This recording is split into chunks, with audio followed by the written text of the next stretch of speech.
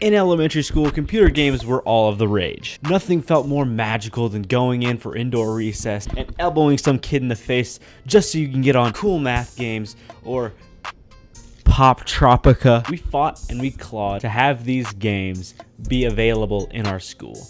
I remember convincing a teacher that Pop Tropica was an educational game that was actually meant to be played in school.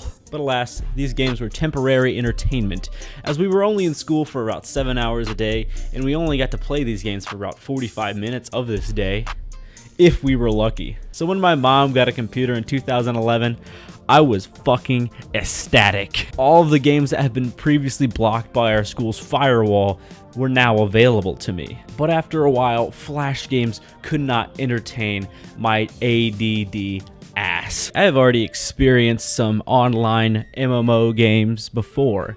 I had played Toontown for quite a long time, but it only happened when I went to my dad's. But then one day, while I was sitting watching Nicktoons, I saw this amazing commercial.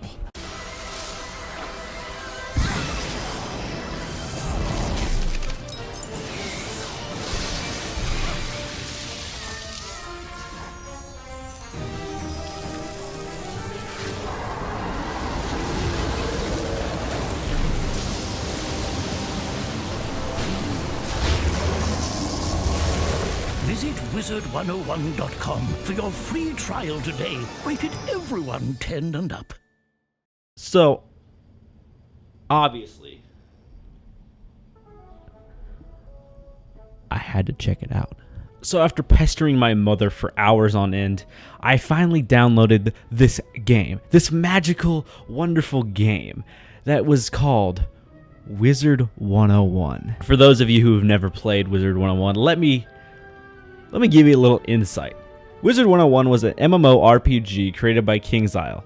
It was the Harry Potter game we never got. You created a custom wizard, even though you could only be a human, as much as I wanted to be a fucking dog or a cave troll. So you have to choose your school of magic, and you could either take a test to see which school you would fit into, or you could just, be a rebel and pick whatever school you want. Each school had their pros and cons though, such as Storm would be pure power, or Fire and Ice being the kind of in-between schools. You could choose Death or Life or Myth or Balance, but don't choose the last two because they're shit. You created your wizard and you're immediately introduced to your Dumbledore of this story, Professor Ambrose. He tells you that Wizard City is under attack from Malistar, the main antagonist of the first story arc. And the combat in the game was pretty simple. You basically have a small spell deck. Each card has a certain thing that it does. There were shields, there were main attacks, there were health. It's just turn-based system, and it was kind of slow and it was kind of repetitive. And so you're immediately thrown into a battle with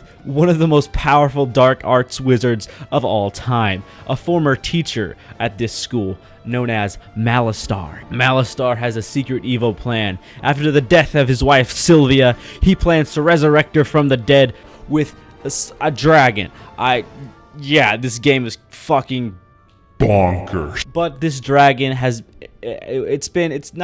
his plan sucks, is all I'm trying to say. There are 5 main worlds which Malistar has been corrupting, starting with the main quest line in Wizard City, where you travel through Unicorn Way and a couple other places to fight off some stuff and get some clues so you can get to the next world, Crocotopia, which was basically this ancient Egyptian place filled with crocodiles.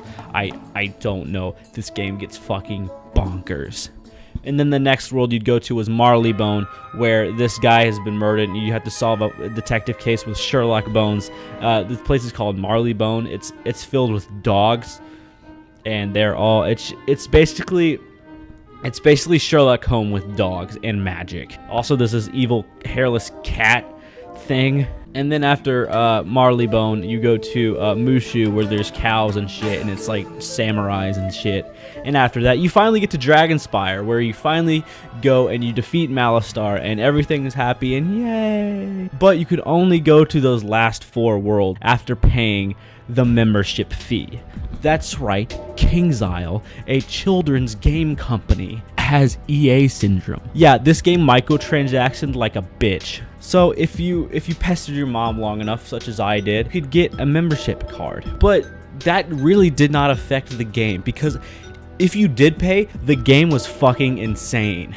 Because not only did you get access to all of these worlds, but if you had crowns, holy shit, friend, you were in for a fucking ride. Because if you did pay, you could get some insane ass shit in this game, such as, but not limited to, houses / castles, wands, daggers, cloaks, hats, mounts, pets, necklaces, rings, and fucking other crazy shit. So yes, basically this game was pay to win.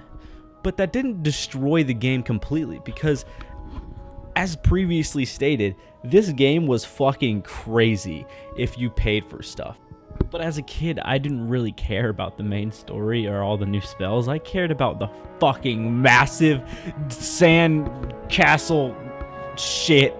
I cared about the amazing, terrifying Aladdin castle shits that I bought with crowns, real life cash, real life dollars, because they were fucking amazing. I would grind and grind and grind to upgrade everything and never complete any of the main storylines.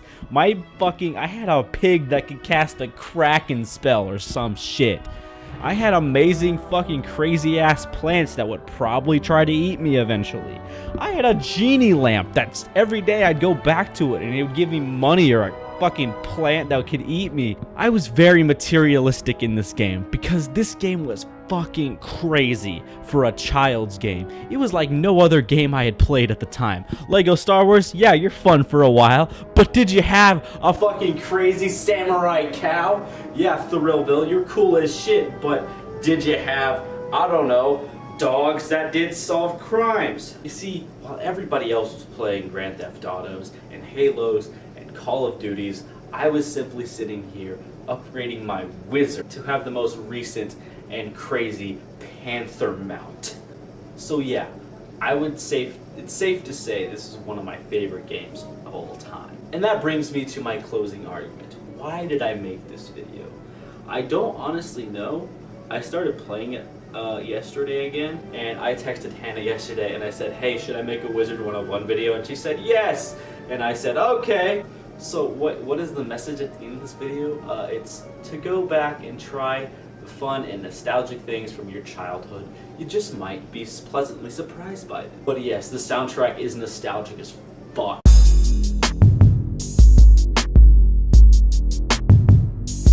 So am I telling you to go play this Wizard 101 game? If you want to, sure, I don't care. But the real reason I made this video is to say, Hannah, get a fucking membership so I can play Wizard 101 with you more. Guys,